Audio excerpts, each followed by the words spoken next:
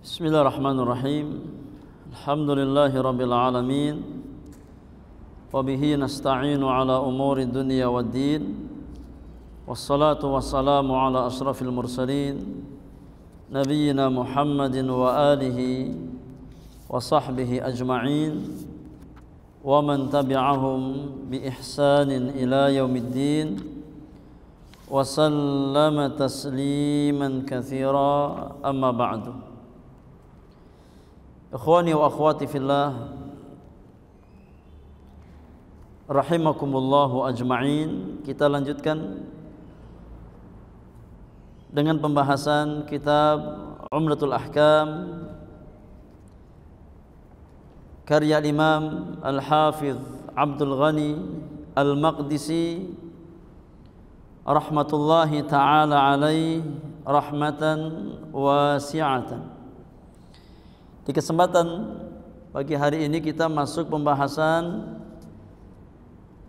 bab sifatu salatin Nabi sallallahu alaihi wasallam, tentang sifat salat Nabi. Ya, tata cara salat yang Nabi sallallahu alaihi wasallam tuntunkan bagi orang-orang beriman. Dan kita meyakini bahwasanya tidak ada salat yang lebih baik daripada tata cara salat yang diajarkan oleh Nabi kita Muhammad sallallahu alaihi wasallam. Dan Nabi yang mulia memerintahkan orang-orang beriman untuk mencontoh salat beliau. Ya, Nabi memerintahkan kita untuk mencontoh salat beliau sebagaimana disebutkan dalam hadis yang dibawakan oleh Imam Al-Bukhari di dalam sahihnya dari hadis Malik ibn al-Huwairith radhiyallahu taala anhu wa ardhah. Kata Nabi sallallahu alaihi wasallam, "Sallu kama raaitumuni usalli." Kata Nabi, salatlah kalian sebagaimana kalian melihat aku salat. Artinya setiap orang-orang beriman dituntut dan diperintahkan untuk mencontoh dan mengikuti salatnya Rasulullah sallallahu alaihi wasallam. Maka sangat penting bagi kita untuk mempelajari bagaimana ya kaifiyat atau tata cara salat Rasulullah sallallahu alaihi wasallam agar kita bisa mengikuti tata cara salat beliau. Jadi bab ini ada sekitar 14 hadis yang penulis bawakan, ya, tentang kaifiyat atau tata cara salat Rasulullah sallallahu alaihi wasallam. Hadis yang pertama yang penulis bawakan adalah hadis Abu Hurairah radhiyallahu taala anhu wa ardhah, yang dikeluarkan oleh Imam Al-Bukhari dan Muslim. An Abi Hurairah radhiyallahu anhu qala, dari Abu Hurairah radhiyallahu anhu beliau berkata, kana Rasulullah sallallahu alaihi wasallam idza kabbara fi salati sakata hunaihatan qabla an yaqra'a. Dahulu Rasulullah sallallahu alaihi wasallam apabila beliau bertakbir di dalam salatnya, yakni memulai takbir di dalam salat beliau. Takbir yang dimaksudkan di sini adalah takbir apa? Takbiratul ihram. Ya, takbir pertama yang Nabi ucapkan sebagai pembuka salat. Ya, sebagai pembuka salat. Maka tatkala Nabi sallallahu alaihi wasallam bertakbir di dalam salatnya, yakni membaca takbiratul ihram, Nabi terdiam sejenak. Sakata hunaihatan. Nabi terdiam sejenak qabla an yaqra, sebelum beliau membaca Al-Fatihah. yakni antara takbiratul ihram dengan bacaan Al-Fatihah itu ada apa? Ada jedanya. Ya, ada jeda. Ya, enggak langsung baca Al-Fatihah, tapi Nabi diam sejenak. Ya, dan diam sejenak di sini bukan maknanya diam. Ya, bukan maknanya diam. Tidak ada sesuatu yang Nabi lakukan, tidak. Tapi makna berdiam di sini artinya Nabi membaca secara sir, ya, yaitu bacaan doa iftitah, ya, sebagaimana disebutkan dalam kelanjutan hadis, ya, Abu Hurairah ini. Kata Abu Hurairah, faqultu ya Rasulullah, maka aku bertanya kepada Nabi, bi abi anta wa ummi, ya Rasulullah, bapak dan ibuku aku jadikan tebusan untukmu. Ya, kalimat ini bukan kalimat qasam, bukan sumpah. Ya, tapi kalimat bi abi anta wa ummi ini kalimat untuk menunjukkan kecintaan seseorang terhadap orang lain. Ya, diucapkan sebagai bentuk kecintaan Abu Hurairah kepada Nabi sallallahu alaihi wasallam. Yani dalam bahasa kita bisa diartikan, ya Rasulullah, ya, yakni aku memberikan segalanya untukmu ya Rasulullah. Ya, saking cintanya beliau kepada Nabi sallallahu alaihi wasallam.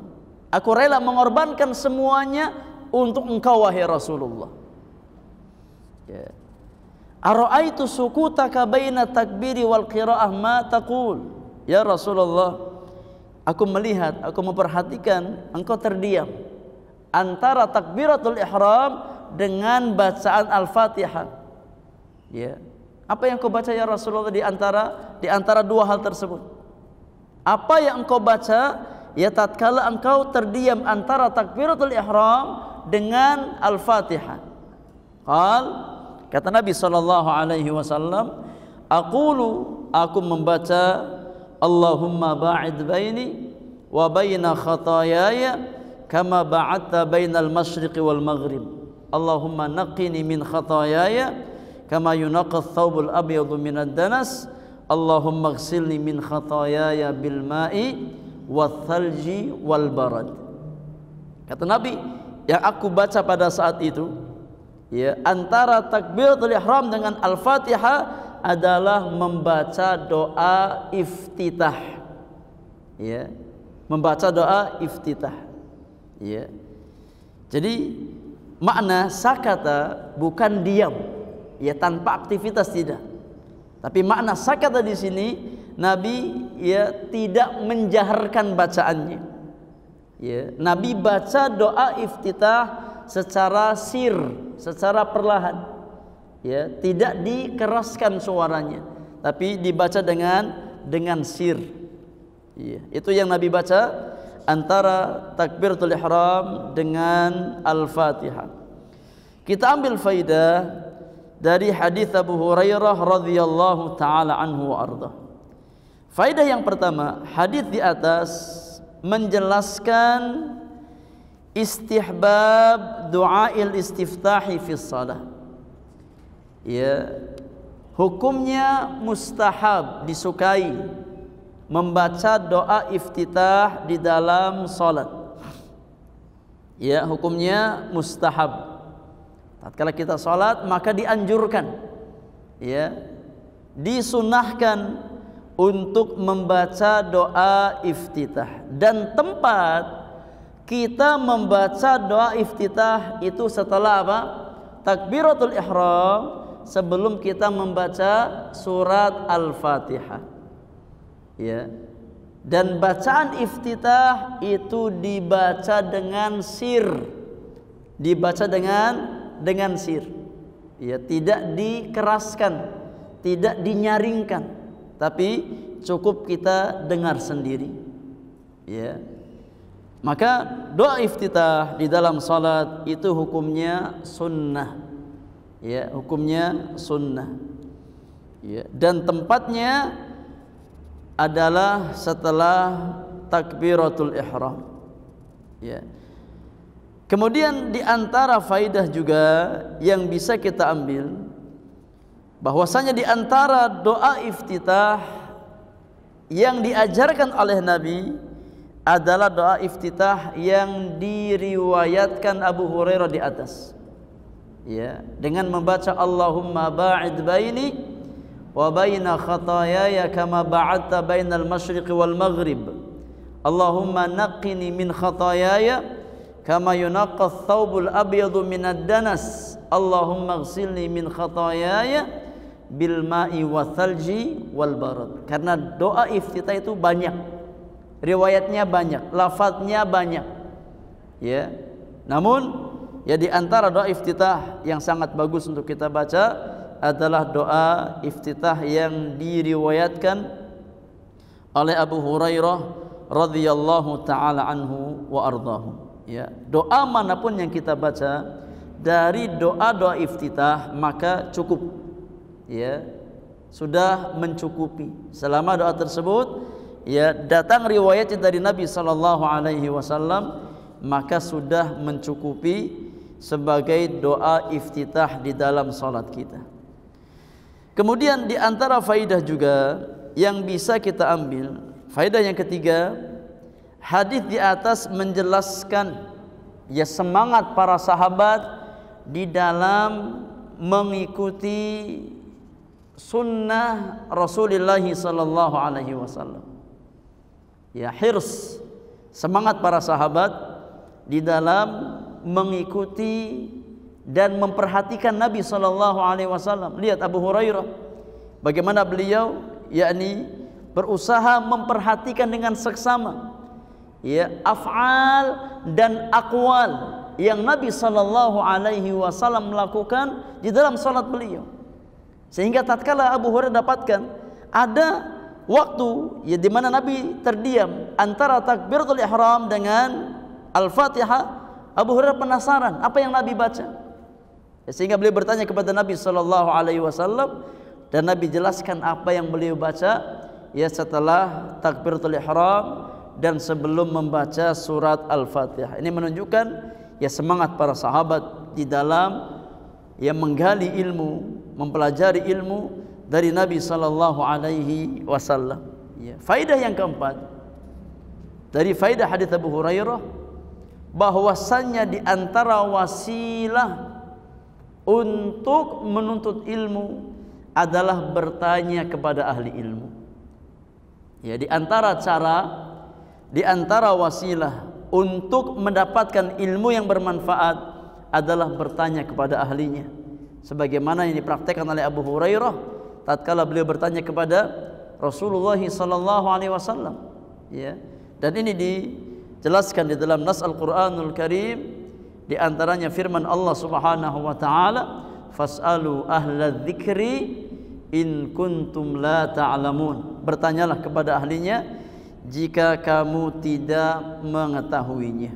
Maka bertanya itu di antara wasilah ya untuk mendapatkan faidah-faidah ilmu. Kemudian hadis yang kedua yang penulis bawakan di dalam bab sifat salat Nabi adalah sebuah hadis yang dikeluarkan oleh Imam Muslim dari jalan Ummul Mukminin Aisyah radhiyallahu taala anha wa ardhaha. Beliau berkata, kata Aisyah, kana Rasulullah sallallahu alaihi wasallam yastaftihu as-salata bitakbir.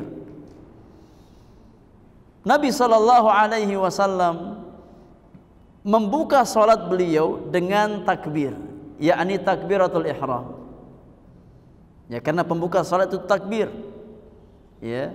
Pembuka salat itu takbiratul ihram.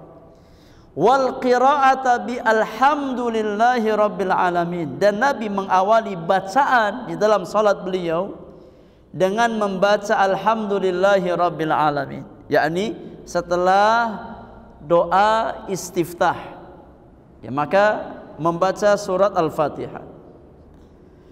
Wa kana idza raka'a lam yuskhis ra'sahu, kata Aisyah, tatkala Nabi ruku' maka Nabi tidak mengangkat kepala beliau secara berlebihan. Ya, tidak mengangkat kepala beliau, ya tidak mendongakkan kepala beliau ya ke atas tatkala ruku. Walam yusawwibhu, dan tidak menundukkan ke bawah secara berlebihan. Ya, tidak diangkat secara berlebihan kepalanya, tidak ditundukkan secara berlebihan. Ya. Walakin baina dzak, tapi pertengahan. Ya, kepalanya diluruskan dengan punggungnya. Tidak diangkat terlalu tinggi, tidak diturunkan terlalu rendah. Tatkala ruku, tapi disejajarkan dengan punggung kita. Kata Aisyah, wa kana idza rafa'a ra'sahu minar ruku' lam yasjud hatta yastawiya qa'iman. Dan beliau alaihi salatu wassalam tatkala bangkit dari rukuknya, maka Nabi tidak sujud kecuali setelah sempurna berdiri. Ya, yakni setelah sempurna posisi i'tidalnya. Bangkit dari ruku, ya, mengucapkan sami Allahu liman hamidah, Rabbana walakal hamd. Tidak langsung turun sujud kecuali setelah menyempurnakan apa? I'tidal. Setelah sempurna posisi i'tidalnya dengan berdiri secara sempurna untuk i'tidal. Iya.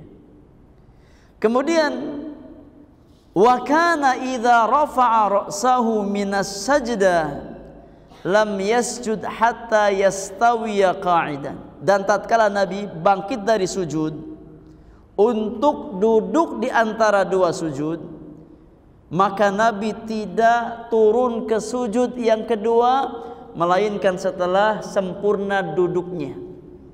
Setelah sempurna duduk di antara dua sujud. Ya. Ini menunjukkan ya kewajiban tumakninah di dalam i'tidal dan duduk di antara dua sujud. Wajib tumakninah.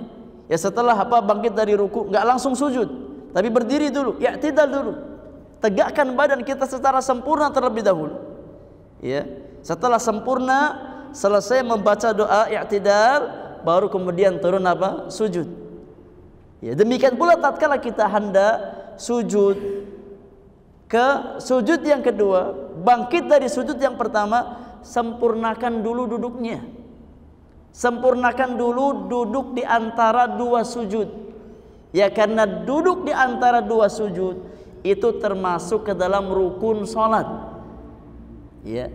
Sebagaimana tumaknina tatkala kita duduk di antara dua sujud juga merupakan rukun salat kita. Ya, maka pastikan kita tumaknina di dalam duduk di antara dua sujud. Jangan tergesa-gesa. Ya, jangan terburu-buru. Kalau sampai kita enggak tumaknina di dalam salat kita, ya maka salat kita tidak sah. Karena tumaknina di dalam salat itu termasuk rukun, ya, di antara rukun-rukun salat. Maka ini pelajaran berharga bagi sebagian kaum muslimin yang salatnya enggak pakai tumaknina. Ya, baru ruku, kemudian i'tidal, ya, belum sempurna sudah sudah sujud tanpa dia sempurnakan, ya, yakni rukun-rukun salatnya. Kemudian kata Aisyah, wa kana yaqul fi kulli rak'ataini at-tahiyyah, dan Nabi sallallahu alaihi wasallam membaca doa tasyahud. Ya, membaca tahiyat di setiap dua rakaat. Di setiap dua rakaat. Kalau salatnya yakni 3 rakaat atau 4 rakaat, maka ada 2 tasyahud. Ya. Kalau salatnya hanya 2 rakaat, hanya ada 1 tasyahud. Dan di setiap yakni tasyahud, maka Nabi sallallahu alaihi wasallam membaca doa tasyahud. Itu membaca doa at-tahiyyat. At-tahiyyatu lillah wassalawatu wattayyibat. Assalamu alayka ayyuhan nabiyyu wa rahmatullahi wa barakatuh. Assalamu alayna wa ala ibadillahi salihin. Ashhadu an la ilaha illallah wa asyhadu anna Muhammadan abduhu wa rasuluh. Itu baca doa tasyahud. Kemudian kata Aisyah, wa kana yafrushu rijlahul yusra wa yansibu rijlahul yumna. Ya. Nabi sallallahu alaihi wasallam yakni duduk iftirash, membentangkan kaki kirinya dan menegakkan kaki kanannya. Ya. Untuk setiap duduk. Demikian pula duduk di tasyahud awal. Ya, dengan iftirash. Melakukan duduk iftirash tatkala kita duduk di antara dua sujud. Ya, atau duduk istirahat sebelum kita bangkit ke rakaat berikutnya, atau duduk tasyahud awal, maka sunnahnya adalah duduk secara iftirash, ya, dengan membentangkan kaki kiri kita, kemudian menegakkan kaki kanan kita. Ya, faham iftirash ya? Saya contohkan iftirash. Ya. Lebih seperti ini. Ya, duduk iftirash. Ya. Kaki kiri kita bentangkan, kemudian kaki kanan ditegakkan, diluruskan. Ya. Ini namanya duduk iftirash. Ya, untuk duduk di antara dua sujud atau tasyahud awal, atau duduk istirahat sebelum kita bangkit ke rakaat yang berikutnya. Itu duduk iftirash namanya. Kemudian kata Aisyah, wa kana yanha an uqbatis syaitan. Dan Nabi sallallahu alaihi wasallam melarang dari uqbatus syaitan. Ya, dari uqbah as-syaitan. Uqbatus syaitan ini ada beberapa penafsiran di antara penafsiran ulama. Duduk uqbatus syaitan yang terlarang. Ya. Di antara penafsiran uqbatus syaitan itu seperti ini. Tatkala seseorang duduk, ya, duduknya seperti ini. Ini terlarang di dalam sujud di dalam salat. Ini terlarang ya. Di mana pantat kita nempel ke tanah, kemudian kakinya dibentangkan seperti ini. Ini di antara makna uqbatus syaitan. Ya, di antara makna uqbatus syaitan. Ya. Yang diperintahkan imma iftirash, ya, imma tawarruk. Ya, ini posisi tawarruk. Ya. Sedangkan duduk dengan posisi seperti ini maka terlarang. Ya, ini di antara makna duduk uqbatus syaitan. Di antara makna juga ya uqbatus syaitan itu duduk seperti ini. Ya, seperti ini. Ya, duduknya syaitan. Ini pun terlarang di dalam salat. Ya, di dalam salat. Nah, sebagian ulama menafsirkan uqbatus syaitan dengan iqa' seperti ini. Ya, dengan iqa'. Ya, menegakkan semua posisi kaki kita, kemudian kita duduk di atasnya. Ini iqa'. Ya, namun yang tepat posisi iqa' ini itu bagian dari sunnah. Ya, karena ada hadis Ibnu Abbas yang menerangkan bahwasannya ini termasuk sunnah. Ya, bukan termasuk cara duduk yang terlarang. Ya. Dan posisi ini bisa kita lakukan tatkala kita duduk di antara dua sujud. Ini namanya posisi iqa'. Ya, posisi iqa'. Ya. Ini sunnah, boleh kita lakukan ya tatkala kita duduk di antara dua sujud.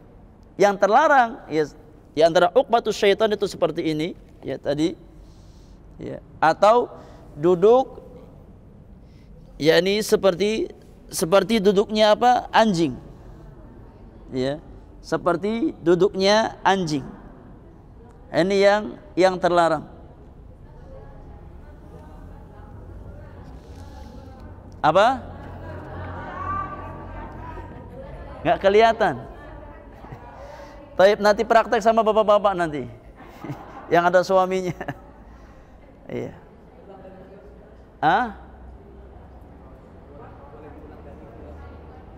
Taib, diulang ya. Iya, duduk iftirash itu membentangkan kaki kiri, kemudian menegakkan kaki kanan, diluruskan. Ini iftirash. Ya, ini iftirash. Ya, membentangkan kaki kiri kita. Ya, kemudian kita duduk di atas kaki kiri kita, kemudian kaki kanan ditegakkan. Ini iftirash. Ya. Yang kita lakukan tatkala kita duduk di antara dua sujud atau duduk istirahat sebelum bangkit ke rakaat berikutnya atau duduk tasyahud awal. Duduk tasyahud awal. Ya. Sedangkan tatkala posisi kaki kiri kita masukkan ya ke bawah kaki kanan kita, ini namanya duduk apa? Tawarruk. Namanya duduk tawarruk. Ya. Posisi kaki kiri kita masukkan ke bawah kaki kanan kita. Ini duduk tawarruk. Dan ini dilakukan pada tahiyat akhir. Dilakukan pada tahiyat akhir. Posisi tahiyat akhir. Adapun duduk uqbatus syaitan yang dilarang dalam hadis Aisyah, ya, di antara penafsiran ulama tentang uqbatus syaitan itu duduk seperti ini di dalam salat. Jelas nggak ibu-ibu? Iya. Ini namanya uqbatus syaitan, nggak boleh kita salat apa seperti ini. Ya. Nggak boleh. Ya. Atau salat ya seperti posisi anjing yang sedang duduk, ya seperti ini. Ya. Ini pun tidak diperbolehkan. Itu di antara makna uqbatus syaitan. Ya. Sebagian ulama yakni mengatakan bagian dari uqbatus syaitan tatkala duduk iqa'. Ini namanya iqa'. Ini namanya iqa'. Ya. Namun yakni menafsirkan uqbatus syaitan dengan iqa' ini kurang tepat. Karena duduk iqa' itu sunnah. Ya, bagian dari sunnah sebagaimana dijelaskan dalam hadis Ibnu Abbas dalam riwayat Imam Muslim, bahwasanya diperbolehkan seseorang melakukan iqa' ya tatkala dia duduk di antara dua sujud. Iya. Kemudian kata Aisyah, wa yanha an yaftarisha ar-rajulu dhira'aihi iftirashas sabu'. Dan Nabi melarang ya seseorang menjulurkan tangannya tatkala dia sujud sebagaimana yang dilakukan binatang buas. Maksudnya di sini kata para ulama, poin ini ya iftirash adh-dhira'ain seperti binatang buas, maksudnya seperti ini ya, yang terlarang. Itu seperti ini. Nah, ini enggak boleh. Ya. Yang sunnah adalah kita mengangkat, dijauhkan, jangan turunkan seperti ini, ditempelkan. Ini yang terlarang. Ya. Yang sunnah kita bentangkan, ya kita ini usahakan tidak nempel ke pinggang kita. Ya. Jangan ditempelkan ke tanah. Ya, kedua lengan kita ini. Itu yang terlarang.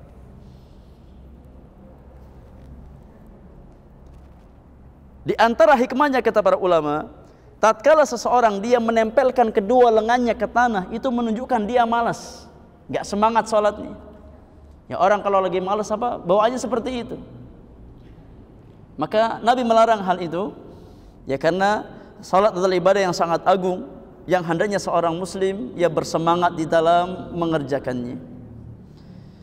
Kemudian kata Aisyah radhiyallahu anha, wa kana yakhtim as-salata bit-taslim, dan Nabi sallallahu alaihi wasallam menutup salatnya dengan salam, membuka dengan takbir dan menutup dengan salam. Assalamualaikum warahmatullahi.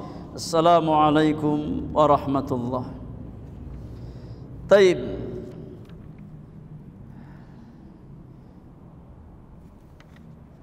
Kita ambil faidah dari hadis Aisyah radhiyallahu taala anha wa ardhaha. Faidah yang pertama,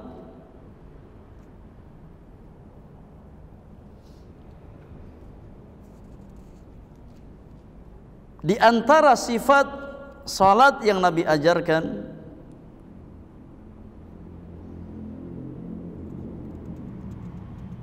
adalah mengawali salat dengan takbiratul ihram.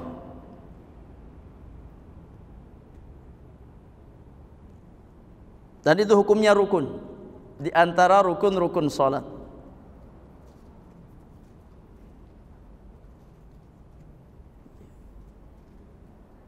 Kemudian faidah yang kedua, membaca surat Al-Fatihah juga termasuk rukun, ya, dari rukun-rukun salat yang tidak boleh kita tinggalkan.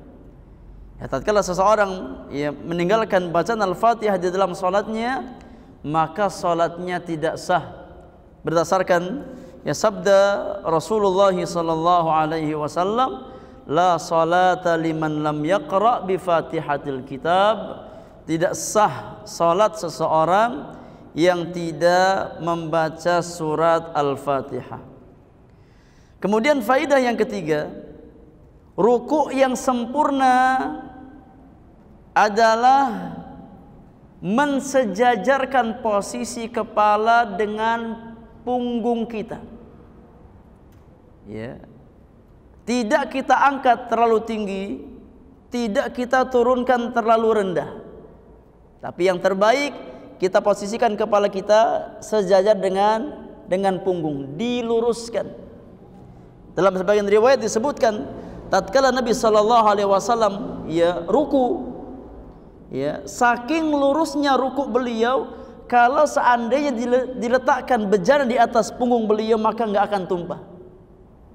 Ini menunjukkan betapa sempurnanya ruku Nabi sallallahu alaihi wasallam, enggak menongakkan kepala ke atas atau tidak terlalu turun ke bawah sehingga enggak rata posisi punggungnya, tapi lurus. Diluruskan posisi kepala kita sejajar dengan punggung kita. Itu rukuk yang terbaik. Faedah yang keempat, kewajiban tumakninah di dalam salat kita. Kewajiban tumakninah di dalam salat kita. Karena tumakninah termasuk rukun dari rukun-rukun salat. Kemudian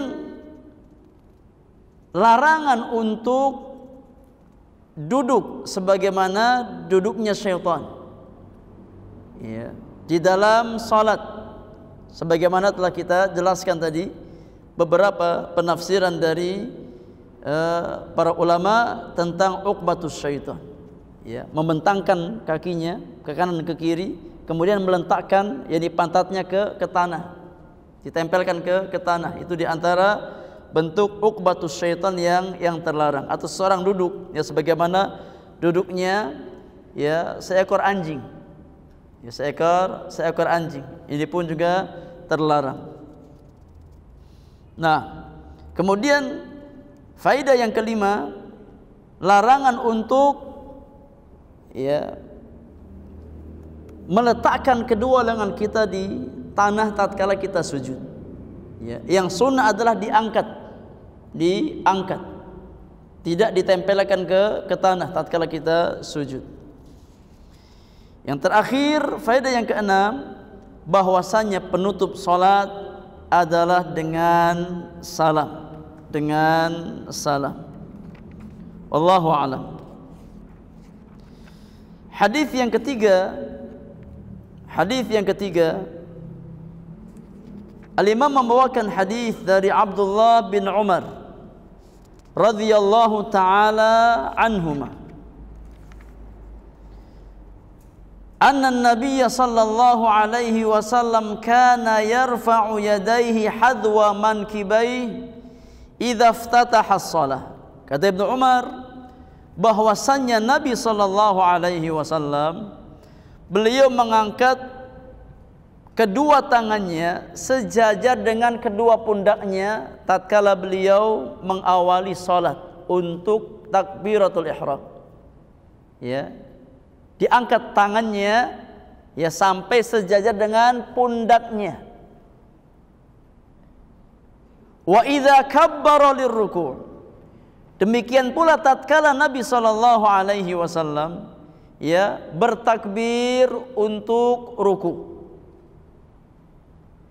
Wa idza rafa'a ra'sahu minar ruku' rafa'ahu ma kadzalik. Demikian pula tatkala Nabi sallallahu alaihi wasallam bangkit dari ruku untuk i'tidal, Nabi juga melakukan hal yang sama. Ini mengangkat kedua tangannya sampai sejajar dengan apa? Dengan bahu beliau. Ya, sampai sejajar dengan bahu beliau. Wa qala sami'allahu liman hamidah rabbana walakal hamd. Kemudian Nabi sallallahu alaihi wasallam ya membaca sami'allahu liman hamidah rabbana walakal hamd tatkala beliau bangkit dari ruku'. Wa kana la yaf'alu dzalika fi sujud, dan Nabi tidak mengangkat kedua tangannya tatkala beliau ini hendak sujud. Ya, tatkala beliau hendak sujud. Jadi raf'ul yadain, mengangkat kedua tangan ya sejajar dengan bahu kita, itu disunahkan. Yang pertama tatkala kita apa? Takbiratul ihram. Ya, tatkala kita memulai salat kita dengan membaca takbiratul ihram, Allahu akbar. Ya, kita angkat kedua tangan kita sampai sejajar dengan kedua pundak kita, kedua bahu kita. Kemudian tempat yang kedua ya adalah tatkala kita hendak ruku. Ya, maka disunahkan untuk kita mengangkat kedua tangan kita. Tempat yang ketiga kapan? Tatkala kita bangkit dari ruku. Ya, maka disunahkan untuk mengangkat kedua tangan kita. Ya, adapun tatkala kita hendak sujud, maka tidak disunahkan untuk raf'ul yadain, mengangkat kedua tangan. Wallahu a'lam. Ya. Kita ambil faidah. Di antara faidah yang bisa kita ambil dari hadis Abdullah bin Umar, yang pertama ya disukai atau dianjurkan mengangkat kedua tangan ya sejajar dengan bahu dalam 3 kondisi yang kita sebutkan tadi. Ya. Untuk takbiratul ihram, tatkala kita hendak ruku, kemudian ya setelah kita bangkit dari ruku. Ya, setelah kita bangkit dari ruku. Jadi disunahkan. Ya. Adapun tatkala seseorang hendak sujud, ya maka tidak disunahkan. Kemudian ya, tatkala seseorang bangkit dari ruku, kalau dia di posisi imam ataupun sholat sendirian, maka dia membaca sami'allahu liman hamidah rabbana walakal hamd. Kalau dia di posisi imam atau sholat munfarid. Adapun tatkala seseorang di posisi makmum, tatkala dia bangkit dari ruku, maka cukup membaca rabbana walakal hamd. Ya, cukup membaca rabbana walakal hamd. Sebagaimana telah kita bahas di pertemuan ya, yang lalu. Wallahu a'lam. Taib, hadis yang terakhir yang kita bahas di kesempatan pagi menjelang siang hari ini, hadis yang keempat, hadis Abdullah bin Abbas radhiyallahu taala anhuma. Ibnu Abbas berkata, qala Rasulullah sallallahu alaihi wasallam, Rasulullah sallallahu alaihi wasallam bersabda, Umirtu an asjuda ala sab'ati a'zum. Aku diperintahkan untuk sujud di atas 7 bagian. Ya, sujud di atas 7 bagian tubuh. Yang pertama alal jabahah. Ya, sujud dengan menempelkan kening. Ya, wa asyara biyadihi ila anfi, dan Nabi mengisyaratkan dengan tangannya kepada hidungnya, yakni kening dan hidung itu satu bagian yang tatkala kita sujud hendaknya kita tempelkan ke tanah. Ya, hendaknya kita berusaha untuk menempelkan kening kita dan hidung kita ke tanah tatkala kita sujud. Kemudian yang kedua dan ketiga, wal yadain, kedua tangan kita tempelkan ke tanah. Ya. Yang keempat dan kelima, war rukbatain, kedua lutut. Ya, kita tempelkan ke tanah. Kemudian yang keenam dan ketujuh adalah atraful qadamain, yakni ujung kaki kita. Ya, yakni jari jemari kaki kita tempelkan ke tanah. Ini 7 bagian yang harus kita tempelkan ke tanah tatkala kita apa? Sujud. Ya, dahi dan hidung satu bagian.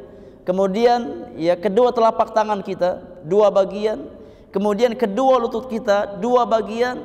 Kemudian ujung jari jemari kaki kita ini 2 bagian. Totalnya berapa? Totalnya 7. Ya, maka sujud yang paling sempurna adalah sujud yang menempelkan ke-7 bagian tersebut ke tanah. Dan ini yang dicontohkan oleh Nabi kita Muhammad sallallahu alaihi wasallam. Maka perhatikan jamaah yang Allah muliakan, ya sempurnakan sujud kita ya. Sempurnakan sujud kita. Tatkala kita sujud, pastikan 7 bagian ini ya semuanya nempel ke tanah, jangan ada yang angkat. Ya. Pastikan 7 bagian nempel ke tanah. Iya. Semuanya nempel ke tanah. Dari dahi, kemudian kedua tangan, kemudian lutut, ya kemudian terakhir adalah kedua ujung jari jemari kita. Ya, pastikan semuanya nempel ke tanah. Ya. Itu 7 bagian yang Nabi diperintahkan sujud di atasnya tatkala beliau ya sujud.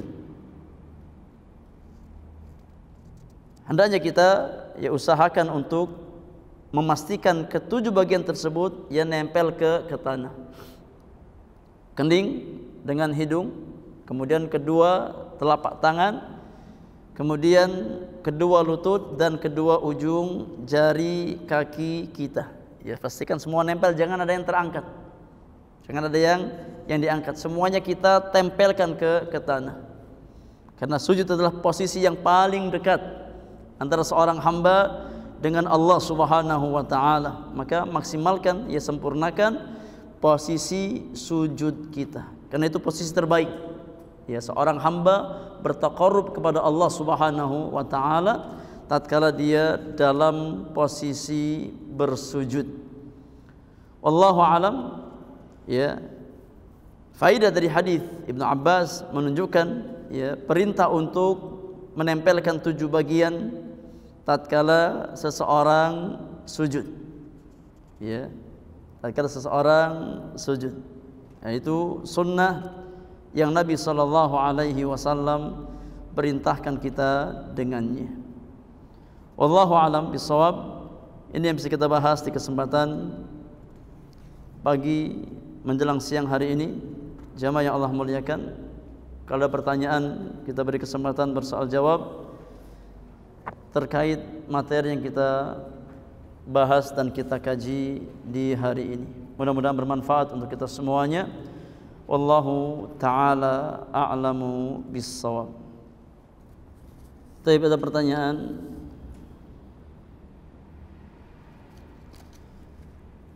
Assalamualaikum warahmatullahi wabarakatuh. Bila seseorang yang menggunakan kacamata dan ketika sujud hidungnya sulit menyentuh tempat sujud, apakah batal atau tidak sah salatnya? Syukran, jazakallahu khairan wa jazakallahu khairan atau wa jazakillahu khairan untuk pertanyaannya. Salatnya sah, salatnya sah, ya.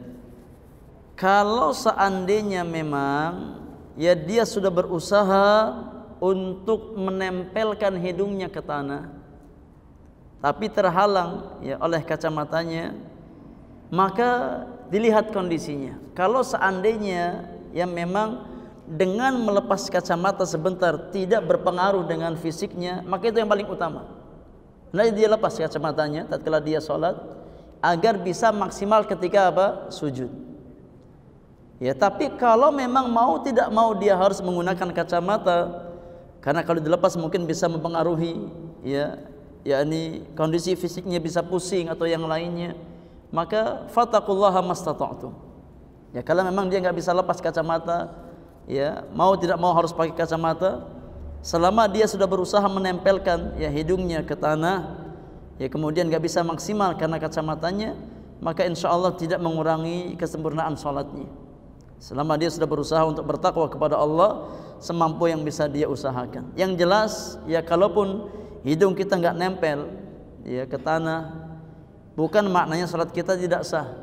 Ya, salat kita sah, hanya saja ya kita kehilangan kesempurnaan di dalam ya mengerjakan yakni kaifiyat sujud yang Nabi sallallahu alaihi wasallam contohkan.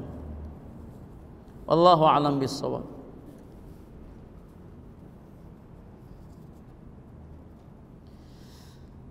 Assalamualaikum. Waalaikumsalam warahmatullahi wabarakatuh. Semoga Ustaz selalu dalam rahmat Allah Subhanahu wa taala, amin, wa iyyakum jami'an. Untuk salat 2 rakaat, posisi duduknya iftirash atau tawarruk.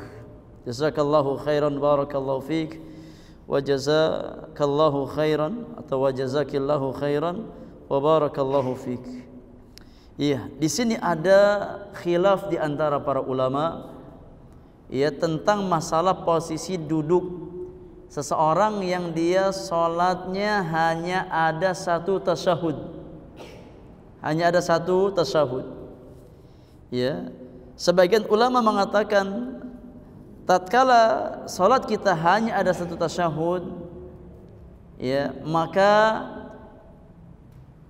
duduknya adalah tawarruk, sebagaimana kita duduk pada tahiyat akhir di salat yang ada 2 tasyahud. Dan ini pendapat al-Imam Asy-Syafi'i rahimahullahu taala. Sebagian ulama berpendapat bahwasannya ya salat yang hanya ada 1 tasyahud, maka ya salat duduknya adalah posisi iftirash, sebagaimana dia pada tasyahud awal. Ya, sedangkan dia duduk tawarruk tatkala dia salat pada salat yang di sana ada 2 tasyahud. Ya, tasyahud awal dengan iftirash, ya, dan tasyahud akhir dengan tawarruk tatkala salatnya ada 2 tasyahud. Adapun salat yang hanya ada 1 tasyahud seperti salat subuh atau salat sunnah qabliyah 2 rakaat, ba'diyah 2 rakaat, ya, atau salat Jumat ya yang hanya ada 1 tasyahud, maka duduknya posisinya iftirash. Ini pendapat Imam Ahmad rahimahullahu taala. Ya, pendapat Imam Ahmad rahimahullahu taala. Ya. Imam Abu Hanifah berpendapat ya dalam posisi apapun semuanya iftirash. Ya, baik 1 tasyahud ataupun 2 tasyahud, maka semuanya iftirash. Nah, ya, wallahu alam, ya. Yang saya condong, ya, yang saya condong itu pendapat Imam Syafi'i rahimahullahu taala. Di mana seseorang tatkala dia salat, ya, yakni untuk tasyahud akhir, untuk tasyahud, ya, akhir, maka duduknya tawarruk. Duduknya tawarruk. Ya. Selama dia yakni salat untuk tasyahud akhir, ya, baik yang ada satu tasyahud ataupun dua tasyahud, maka duduknya tawarruk. Wallahu a'lam. Ya. Sedangkan salat yang di sana ada dua tasyahud, maka tasyahud pertama iftirash dan tasyahud yang kedua yang akhir adalah tawarruk. Ya, tapi untuk salat-salat yang hanya ada satu tasyahud, maka duduknya tawarruk. Duduknya tawarruk sebagaimana pendapat al-Imam Asy-Syafi'i rahimahullahu ta'ala. Di antara hikmahnya kata para ulama, ya kenapa salat yang ada dua tasyahud, tasyahud pertama dengan iftirash, di antara hikmahnya untuk memudahkan kita bangkit ke rakaat yang berikutnya. Ya, sedangkan di tasyahud akhir, tatkala kita tidak bangkit ke rakaat berikutnya, maka tawarruk, ya, yang lebih memudahkan. Ya. Kenapa di tahiyat akhir tawarruk? Karena itu yang memudahkan. Ya, kita mau selesai salat, enggak ada bangkit di rakaat berikutnya. Tapi tatkala masih ada bangkit ke rakaat yang berikutnya, maka duduknya apa? Iftirash. Duduknya iftirash. Ya, maka tatkala kita duduk untuk salam, baik satu tasyahud ataupun dua tasyahud, maka wallahu alam, ya, posisinya adalah posisi tawarruk. Nah, tapi ini masalah khilafiyah ijtihadiyah sa'ighah, ya, yang mana orang yang berpendapat, ya, dengan pendapat, ya, ulama, ya, tidak boleh kita cela karena pendapatnya. Nah, karena hukumnya lapang dalam masalah ini. Wallahu a'lam bishawab.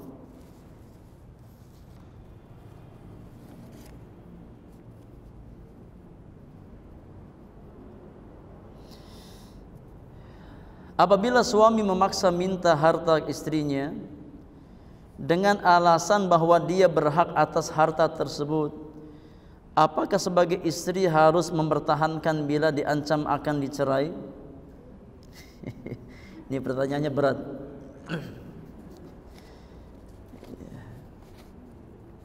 Lihat yang paling bermaslahat, ya, dan lihat, yakni kualitas cinta kita kepada suami kita.